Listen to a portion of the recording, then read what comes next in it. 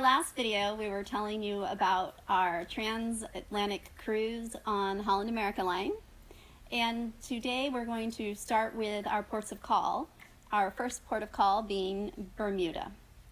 Right. Right. Well, we're just talking about one port of call. Yes, we're going to talk about one port of call in this video, Bermuda. and then we'll move on to the others in subsequent videos.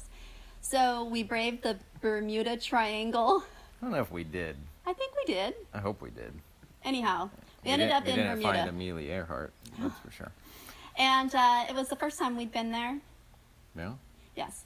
And, well, I was just checking that you had never been there. No. And we really thought it was a very nice island. We've been to others in the area, and none of them were quite as, I don't know how to put it. Pretty. It was really pretty.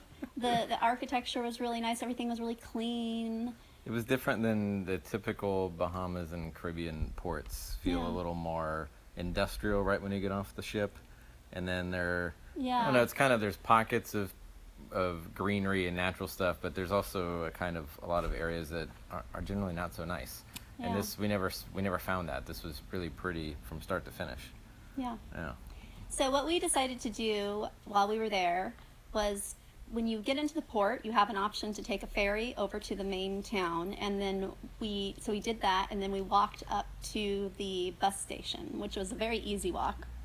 Yeah. It's just a slight hill, I think. Maybe 5 minutes, 10 minutes. Yeah, it wasn't very far.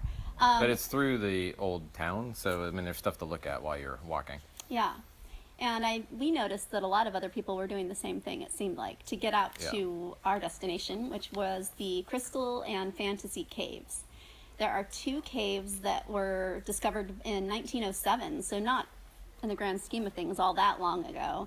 Apparently, 2 kids were playing a game, and one of their balls went rolling into a hole, and they went to investigate. Well, at least that's the cute story they tell you. That's the story they tell you. And you can do a combo ticket, which is what we did, because we did have enough time, so we got the combo ticket so we could see both. And you'll see different reviews saying whether or not they thought it was worth it. To go to both caves. Yeah. Right, because they are similar, but they're different. I thought they were different. Anyhow, the combo ticket was $35 for an adult, and if you have a kid under 12, it was $12. Yeah, that's why we said you were 12. Yeah, Yeah, she I came could in pass for like 12. Dorf on golf on her. Anyway. So we went into I want to say, which one was it first? I don't know. I Cave don't number 1. Cave number 1. They have you wait with your group underneath a tent covering, so that was nice because it was sunny. There was a And bunch of, was it chickens? there Or were a was it bunch of chickens running like around. and they're baby chickens. And they're yeah. babies, which of course everyone was, oh, they're so cute. And then our guide said they were about to be all killed. Apparently they're causing problems on the island. So So it went from kind of cute to sad, but we didn't get to watch them didn't have to watch them being killed. I guess, right? I'm glad we didn't get to see that. anyways, so we went down into the cave, and be prepared for stairs if you go. If you're not good with stairs, it's probably not a good destination for you. You can take your time.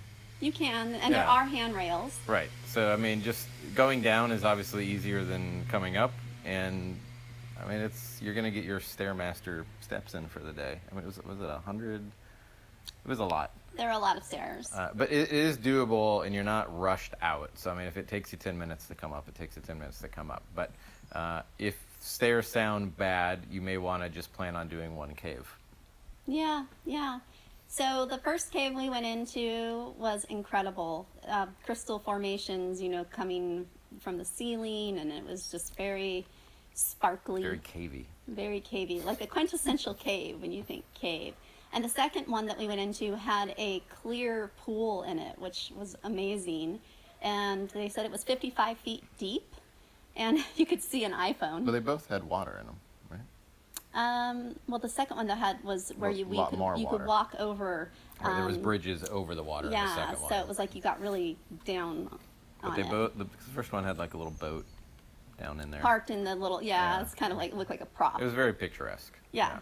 But the second one was cool because you could walk on the pave, and I wanted on the paved walkway, not paved, wood. It was like a floating wood walkway or something. Yeah.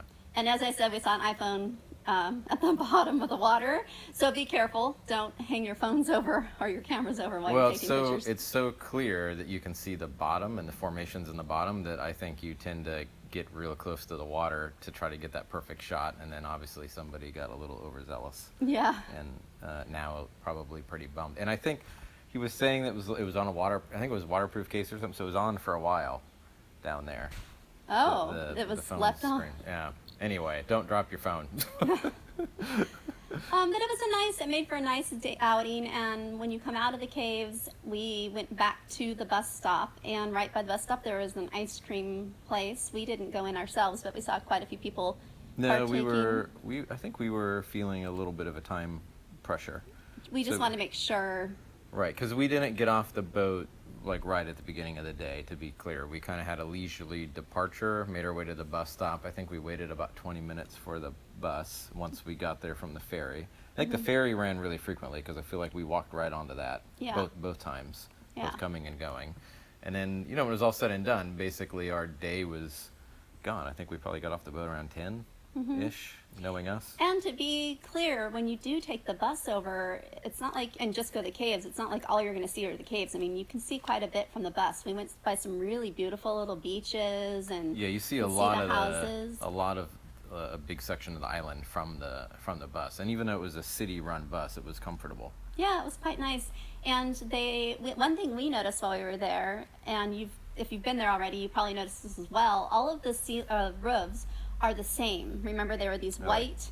They look like white cement. Cement roofs, and they're kind of like in a wave pattern, almost like a... Yeah, they form channels. They form channels, and that's because they have water issues there, so they save their rainwater. I thought that was cool. Right. Well, they have a lack of water. Yeah. So the rain becomes a drinking water because they have no shortage of rain. Right. Right.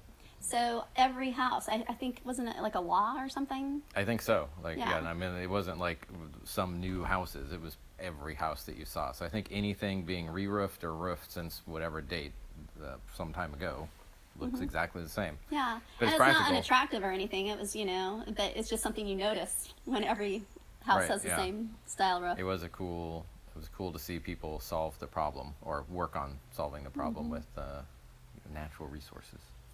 So before we wrap up this video too, I wanted to mention that we went directly to the website for the Crystal and Fantasy Caves in order to find and book our tour. I'm sure... But I think we bought our tickets at the entrance. We bought them at the entrance, although I think you can buy them online as well. Right.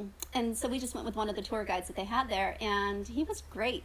Really nice kid. A lot of energy. And we heard another couple guides kind of crossing us while we were coming and going, and they all seemed to be, have a lot of spunk. Yeah. So we highly recommend, if you do stop in Bermuda on one of your cruises, to check out the Crystal and Fantasy Caves. It's definitely worth it. And I think it's safe to say it's going to occupy most of your day.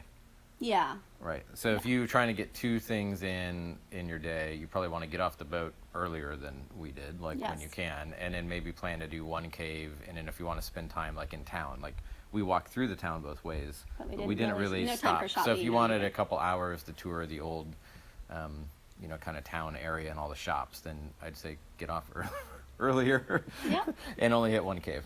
Yep.